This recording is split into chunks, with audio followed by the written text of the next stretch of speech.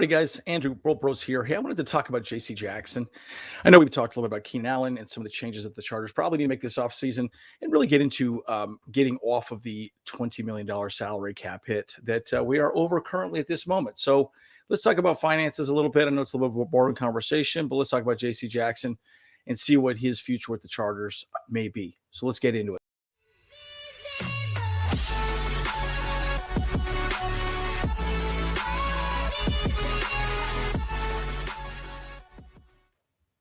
All right, folks. So let's talk a little bit about the finances on this, right? And kind of get into some of the issues that the Chargers are facing currently. I mean, look, we don't really need to talk over what happened with us with this playoff game, but, look, we're in a bit of a financial pinch, right? And this guy right here is the guy that needs to get paid next. At least you would think theoretically, right? I know that's kind of the conversation where, uh, these folks are starting to really make the money, right? And this is where the big contract comes in. You see Jalen Hurts probably will get signed first, and then we'll see what would happen with a boy Herbert here because he's in the same sort of situation as well. So anyways, it's a very interesting situation. So I don't really want to go into what happened to us here, but again, we are currently I think $20 million into the salary cap at this moment. But let's talk a little bit about what does matter, and an opportunity where the Chargers need to really make some decisions.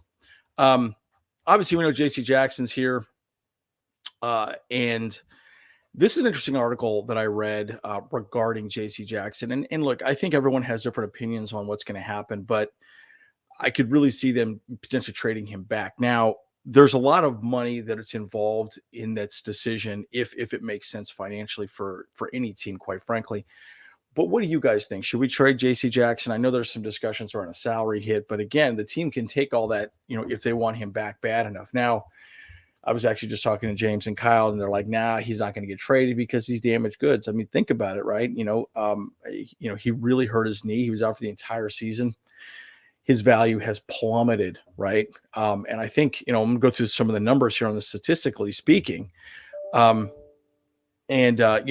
J.C. Jackson's era in LA was off to an extremely bumpy start. Now, again, it's one of the things that I had a couple of videos that I discussed specifically about J.C. Jackson, because J.C. Jackson's really more of a man coverage. He's not really a guy that does well in really Brandon Staley's defense. And I think this article highlights it a little bit here. So we'll go through it a little bit here. So everything that could have gone wrong for J.C. Jackson, LA did go wrong, right? Obviously, we know his injuries. We know all the different things. But check this out. This was mind blowing to me. I did not really. According to the film base grades, Jackson finished with a 28.7 grade, which had ranked him 118th out of 118 players, dead last in the league. Woo! And he didn't even have enough snaps to qualify, right? So he didn't do anything correctly for the Chargers. Now, I asked myself this question over and over again, right? Is this a Brandon Staley problem? Is this a Charger problem, or is this a J.C. Jackson problem? I would almost say it's a mixture of both. Okay. And I'm going to pause for just a second and just, I'll stop sharing my screen for just a moment.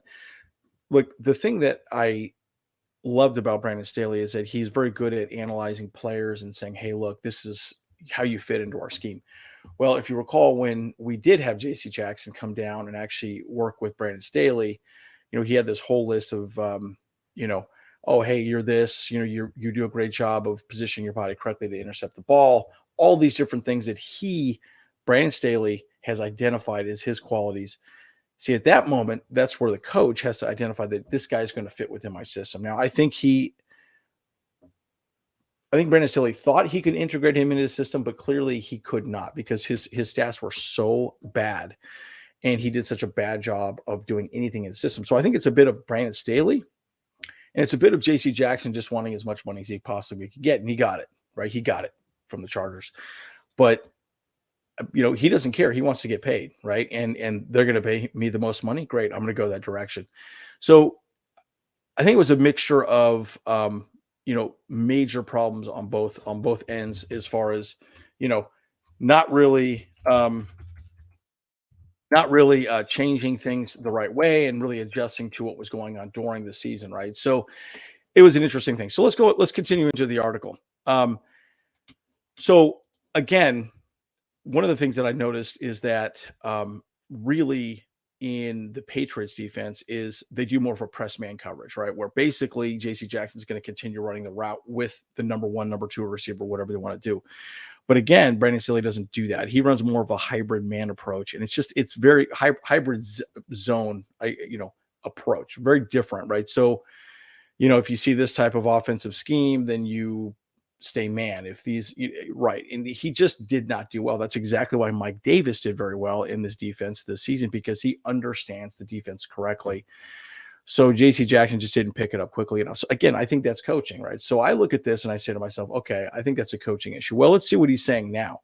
What is JC Jackson really talking about? Well, look at some of his tweets.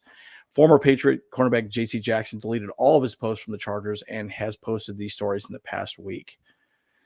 Guys, you just got to kind of wonder, right? I mean, these are these are like windows into what's really happening behind the scenes. And you know what? Bottom line, guys, there are teams that are going to, figure things out, right? And it's sad because now there's conversations we might get Jalen Ramsey, but you got to wonder if they're going to, he's going to go back to the Patriots or he's going to get traded somewhere else, right? Bottom line. But again, taking all of his posts away from the Chargers, yeah, that's a big issue, right? I mean, that's like, okay, a bit of a slap in the face to us, but at the end of the day, it'll be very interesting to see what happens with them specific. Now, well, let's talk specifically about the Patriots. And this article is very Patriot heavy leaning anyways, right? And again, it would take two to tango because both teams would have to agree on some very specific terms, potentially trading away a draft pick. I mean, who knows what we'd even get for him at this point, right? Maybe a third round pick or second or fourth round pick. I mean, who knows, right? Maybe a second round pick this year and maybe a fourth round pick next year. I mean, I don't even know if that's even possible, right? But again, the Patriots know what they have in JC Jackson, and he'll do really well. But let's just talk about the money, going. The Chargers are currently $20 million over the salary cap, which we all know. But again, according to Over the Cap, trading Jackson post June 1st, because that's really when those contracts start to become more expensive if you don't trade, because that's when you start having to pay people, result in the $12 million cap savings. Right, the Chargers would still need to make some moves to be below the line. And again, so June 1st, this is why this conversation matters for the Chargers, folks. June 1st is really when things have to start really being settled, right? As far as the salary cap is issued. And I think that's when you start getting penalized and potentially fined as a team.